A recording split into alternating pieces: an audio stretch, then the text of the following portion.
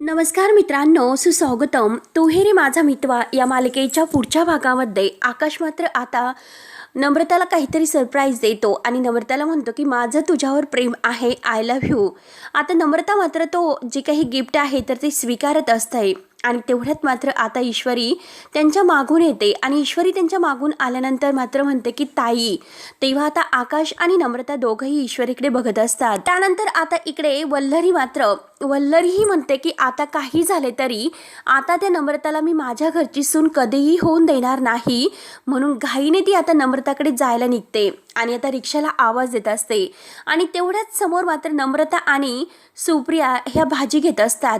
आता सुप्रियाचं लक्ष लगेच वल्लरीवर जाते. आता वल्लरीला बघून मात्र सुप्रियाला एक मोठा धक्का बसतो आणि तो 25 वर्षाचा भूतकाळ आहे तर तिला तो आठवतो.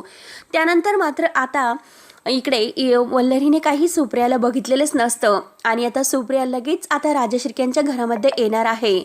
त्यानंतर मात्र आता ईश्वरी ही अर्णवला सांगत असते की आई मला भेटायला आलेली आहे, असं अर्णवला सांगते की सुप्रिया इथे राजशिर्क्यांच्या घरी आलेलीच असते. त्यावर अर्णव लगेच ईश्वरीला म्हणतो की 1 मिनिट तू येतेस थांब. तेव्हा आता ईश्वरी म्हणते की सर प्लीज ऐकून घ्या. तर अर्णव बाहेर जातो. आता अर्णव नक्की आईला काय म्हणेल याचा आता ईश्वरीला एक खूप मोठा धक्का बसतो. तेव्हा आता मित्रांनो पुढे काय होतं हे बघण्यासाठी आपल्या चॅनलला नक्की सबस्क्राईब करत राहा. धन्यवाद.